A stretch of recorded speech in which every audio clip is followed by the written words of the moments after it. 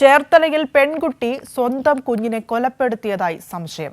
കുഞ്ഞിനെ കൊലപ്പെടുത്തി കാമുകന് നൽകി. കാമുകൻ കുഞ്ഞിനെ തകഴിയിലെ തന്റെ വീടിനടുത്ത് മറവു ചെയ്തതായാണ് സംശയമുള്ളത്. ഇതിന്റെ വിവരങ്ങളുമായി ഷാജഹാൻ ചേരുന്നുണ്ട്.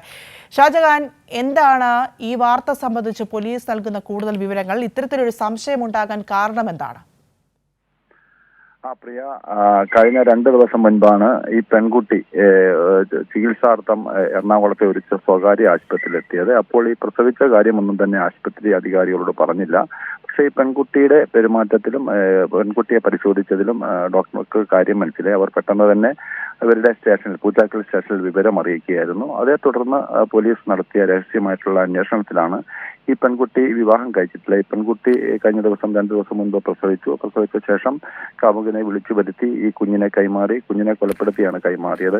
അതിനുശേഷം കാമുകൻ ഈ കുട്ടിയുമായിട്ട് തന്റെ വീട്, ഇപ്പൊ ഈ കാമുകന്റെ വീട് തകഴിയിലെത്തി അതിന് സമീപത്ത് മറവ് ചെയ്തു എന്നുള്ളതാണ് പോലീസിന് ലഭിച്ചിരിക്കുന്ന വിവരം.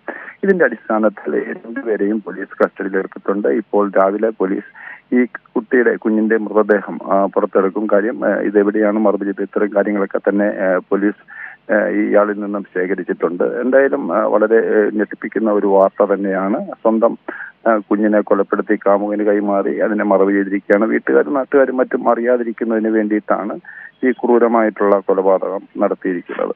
ശരി, ചേർത്തലയിലാണ് ഈ അതിദാരുണമായ സംഭവം ഉണ്ടായിരിക്കുന്നത്. പെൺകുട്ടി സ്വന്തം കുഞ്ഞിനെ കൊലപ്പെടുത്തിയതായിട്ടുള്ള സംശയം വന്നിരിക്കുന്നു. അതിന്റെ വിവരങ്ങളാണ് ഷാജഹാൻ നൽകിയത്.